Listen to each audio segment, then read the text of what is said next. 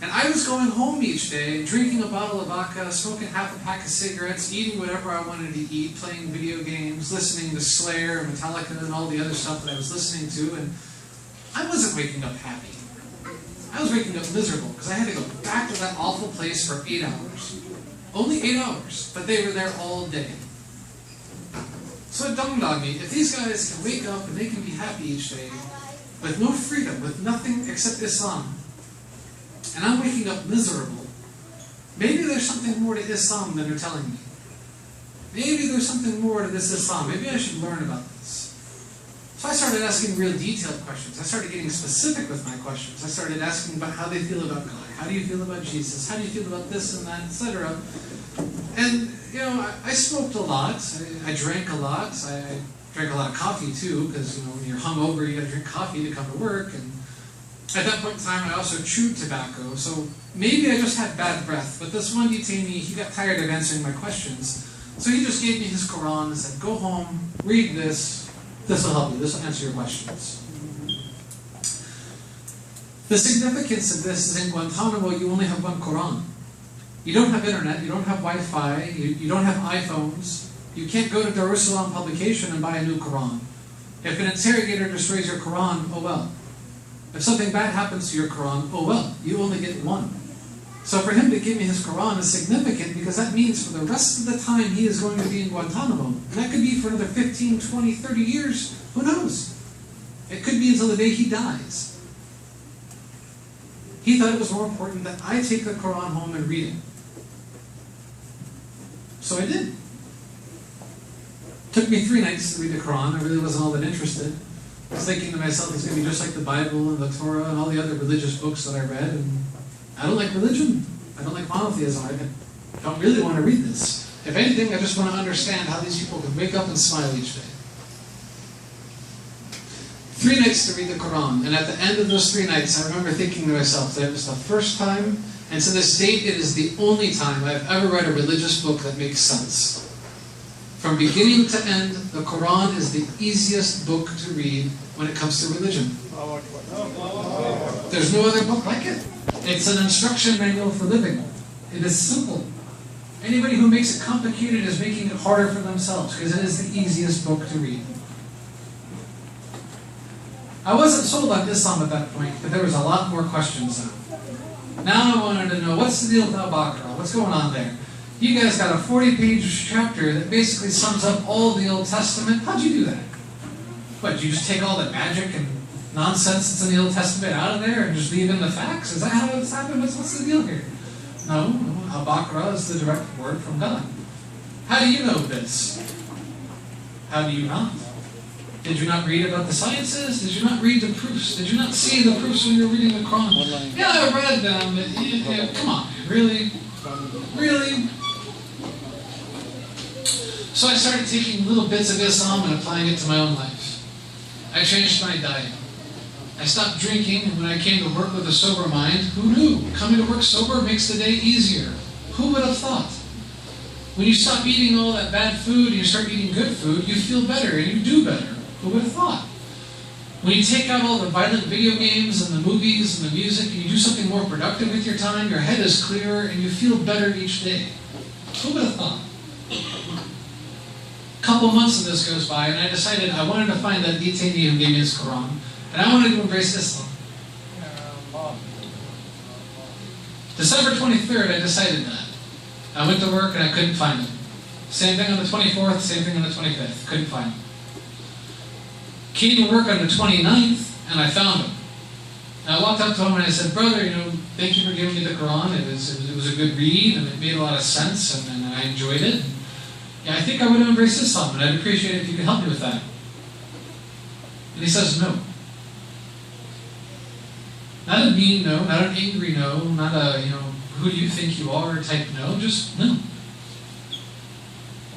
Again, like when I went to my recruiter, I was confused. Why do they always say no to me? Do I just suck? Do I smell bad? Do I need to take a shower? What's the deal? I make their job easy, but they say no. So I took care of my duties that night. I came back about an hour later, and I said to him again, no, really, I want to embrace Islam, and I'd really appreciate it if you could help me with this. You know, how do I become a Muslim? Do I gotta light a candle and say a funny prayer? Or do I gotta take a special bath? Or wear weird underwear for the rest of my life? Or, you know, what do I do? How do I become a Muslim? And he asks me, why do you want to be a Muslim? And I probably said some of the most dumb reasons anybody has ever said about why they want to be a Muslim. I think the first thing that came out of my mouth was Aladdin was my favorite Disney movie. And then after that I started telling him about my first boss was from Iraq, and I always wanted to learn Arabic, and hummus is so delicious, and I love eating yarrows. And he tells me nicely, you know, shut up. You don't know what you're talking about, shut up. You understand that if you embrace Islam, the way your country looks at you is going to change.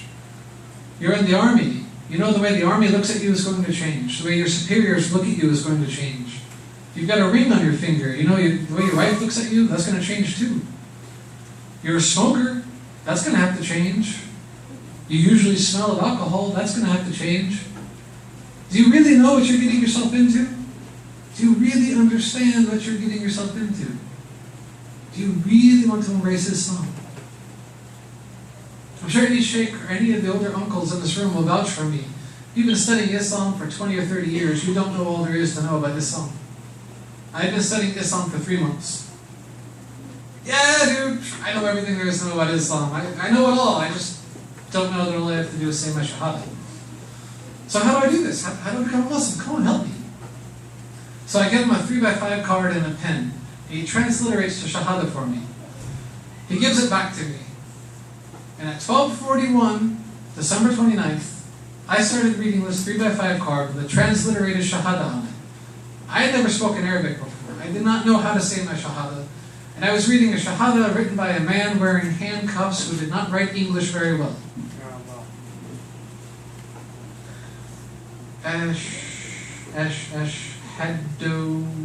Ashhadu, Anna. Who's Anna? Like a prophet or a saint or something? Who's Anna? Oh, Anna. Anta. I got it. All right. Ashhadu Anna lo.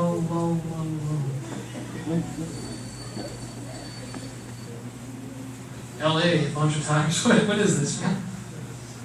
Ashhadu Anna lo.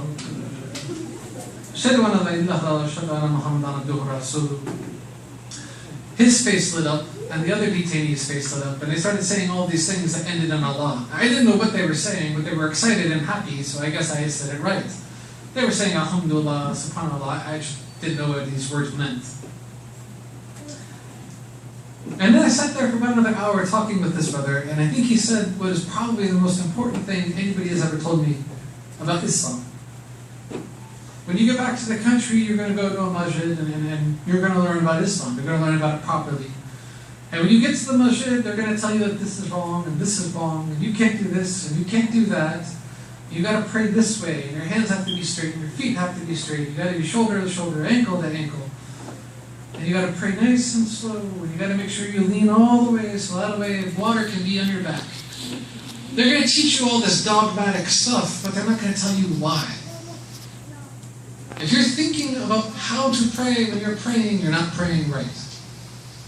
If you're thinking about you can talk to God now and He is listening and wants to hear from you, you're praying right.